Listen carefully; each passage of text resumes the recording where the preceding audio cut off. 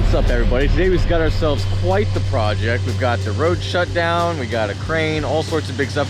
I seem to be getting calls for a lot of crane jobs recently, and I'm sorry if that's too much crane content for you, but I hope you'll enjoy this. It's going to be quite the day. All 4 of these hickory trees are coming out of the front yard, and then we're taking a big oak tree out behind the house. I'm probably going to focus on filming the big oak tree because there's going to be a lot of chaos and just getting those first ones down. Just a couple pics from each. Maybe we'll set up a camera on the ground and see how that goes.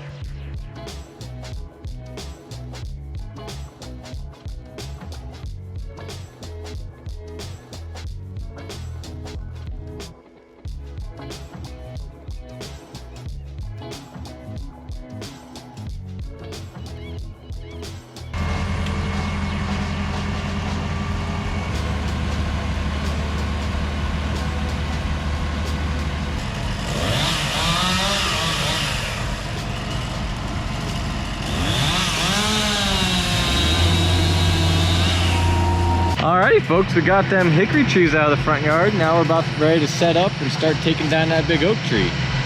Well, much to my disappointment, my microphone didn't work out real well for this part of the video, and so I'm gonna have to voice it over for you. Right now I'm just getting on the hook and Rick's gonna give me a ride up into the tree. I put my rope bag with my extra rope in it on my hip there, as you saw. Kinda gotta fish our way up through the branches. We set the crane up kinda close to this tree, so it's just kind of tight. We've got limited mobility, and so figuring out what to do first here is kind of a challenge. Everything is so covered in sprouts and leaves that it's just hard to see what to do. And so I'm talking through it with Rick, and we're trying to figure out what makes the most sense. We finally picked a branch and went to hook it up. We're using hooks on these slings that are specifically designed to be used for tree work. They've got a real heavy-duty spine on them, and so that way, when the hook is oriented correctly, just like there, the strap lays against the spine and the spine lays against the wood, and it helps the hook grip the wood and the sling grip the wood. There's even some nubs on the back of the hook to help them hold on to things. But that spine is super heavy-duty and definitely made to be loaded in multiple directions at one time. So I'm getting my straps all set, my sling's all set here. I basically take one sling, hook it onto this lower branch, and then the sling goes up to the upper branch and is half hitched on. Right there you can see it half hitch beyond my zigzag there. Right there I'm adjusting that half hitch so that there's no slack between the 2 hitch points. So this entire branch will be on one sling. It's just that half the branch was higher and half the branch was lower, and we wanted to get both of those connected to the crane, and it was just best to do it that way. Here we're going to go ahead and make a V-cut. We're going to make a cut that's angled downward and meets in the center, and that's just to help that butt stay in the cut until it's ready to come off, until Rick wants it to come off and he lifts it out of that V. I'm still figuring out how to do that and the best techniques for that, so I'm the shortcoming here in some of these pics that you'll see today, but for the most part they work really well. So you see that one left in the same orientation that it was attached to the tree in, and that's what we really want.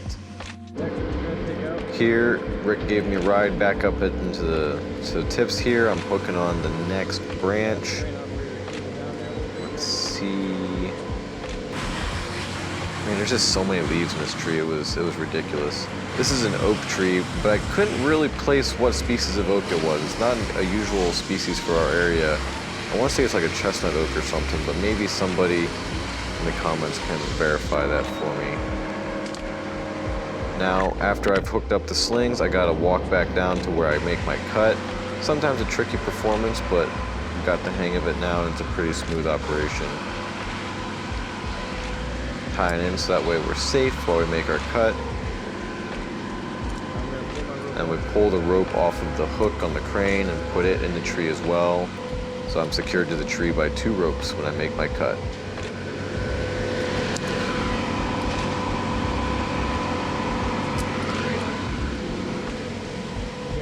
Having Rick put a little tension on that so that way it's preloaded and ready to catch that branch without too much movement.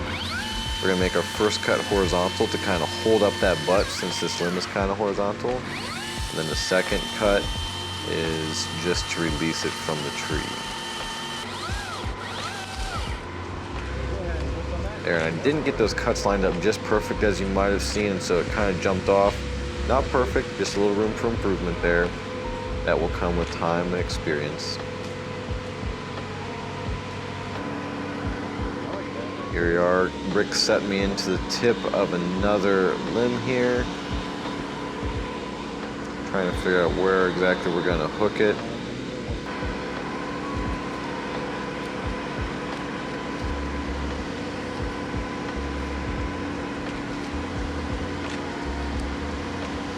You can see orienting that hook so that way the spine is towards the tips of the branch.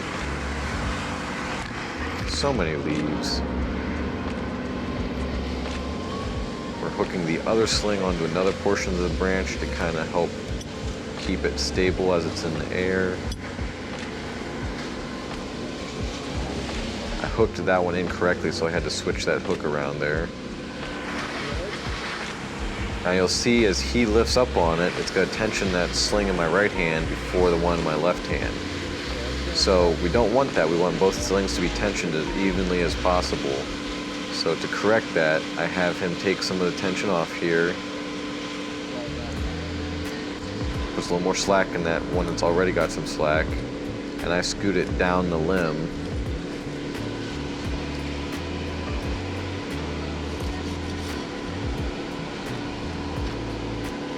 In order to take up some of that slack and make them a little more even. There's a bunch of different ways to go about making them even. It's not a perfect science, but we get as close as we can. So you can see they're both tight.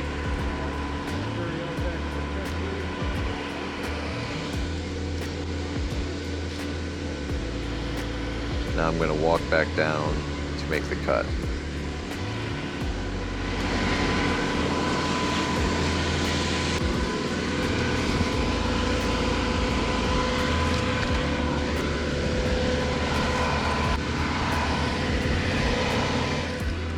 Getting our ropes back on the tree. And now we're ready to make this cut.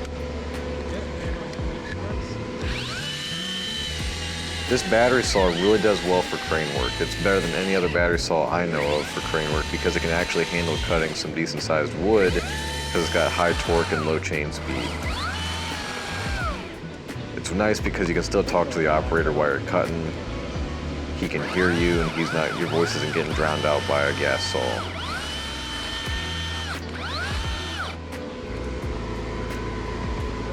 See, we got a nice shelf cut for that butt to sit on, and there it goes. And looky there, that big old wide branch is balanced real nice in a very similar orientation to the way that it was in the tree, but now supported by the crane. Got another one on the crane here, just cutting it off. It's a small one, but it was just what we needed to get a hole opened up in this tree for the crane boom so he could boom down into the tree a little bit better and get us access to other parts of the tree. It rolled just a smidge and kind of pinched my saw, but we were able to get it out there. Sever the last couple fibers here. As you can see, that bottom part of that shelf cut is supporting the butt while I do that. He's able to lift it up, and away.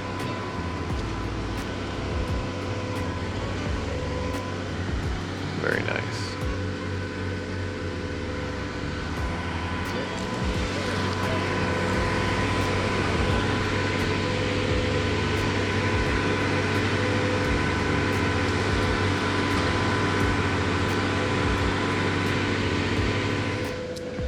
Here I'm hooking back into the crane so Rick can give me a ride.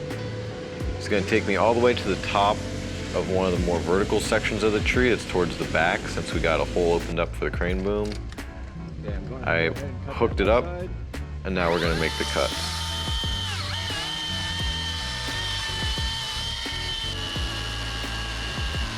This saw just chawing through the wood. That's almost full bar there. Just a little bit sticking out the other side. Okay, I'm going to make my cut on the other side. Some people don't like the ergonomics, but I really love this hand position on this saw. Being able to put a hand on the bottom like that gives me some good leverage. Wow, excellent. That one floated away real nice.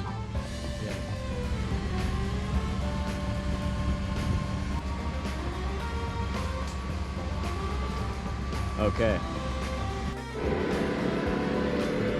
Now we're crawling up in the other vertical portion of the tree, getting these hooks on.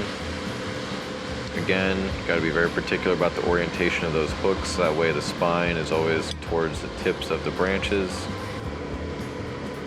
Rick is tightening him up and I'm letting my rope go so that way I don't go up with the hook at the same time. It's important for me to see how those hooks land and everything like that.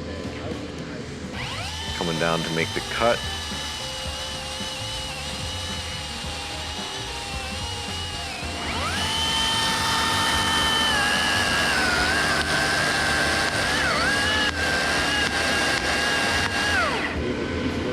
I paused because that kerf is opening up and I want to tell the operator about it. It's important for him to know what the piece is doing. And there, that one came out a little bit more abruptly, but as you'll see here in a second, it's because it had some lower limb weight that kind of made it hang sideways just a little bit. We could have adjusted for that with maybe another sling, but it all went smoothly regardless.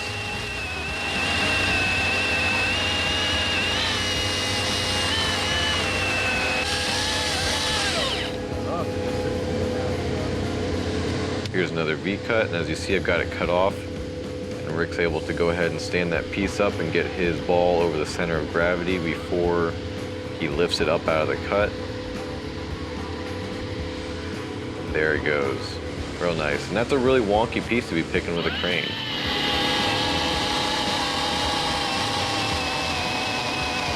This is another one of the same thing, a limb with a little bit of trunk wood on it.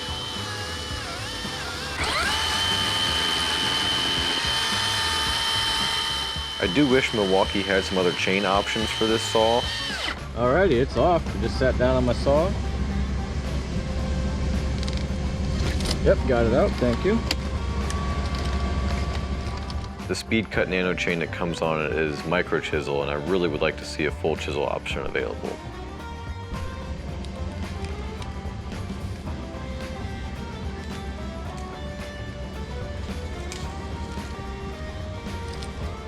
There, that one floated away real nice.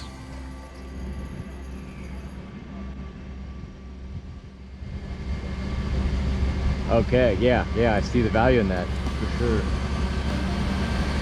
How much does that one weigh? Oh, okay. As I recall, this one was right around 1,200 pounds.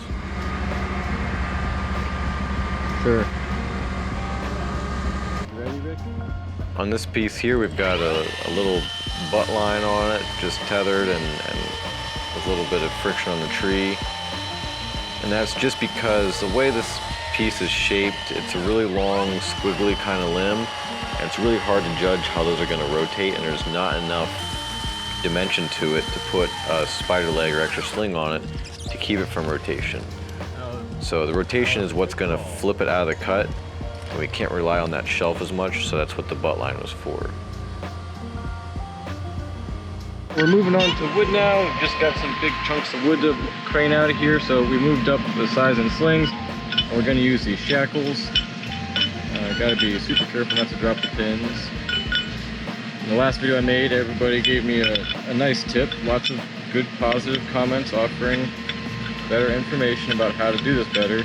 I will set my shackles up like this, doing a quarter turn and letting them go like this, but it's better to turn them this way, so that way as they cinch and this part of the sling slides through, it's not rotating this pin. Also, according to the manufacturer, you're not supposed to back it off a half or quarter turn, you're supposed to leave it tight, and if you end up having to use a wrench to get it off, so be it. It's more important that the shackle is, so the pin is screwed in all the way. There's some handy info for you that I didn't know and didn't know to share in the last video, but I do now because of nice folks in the comment section, which I do appreciate. Alright, here we go. We're gonna make the first cut on the wood.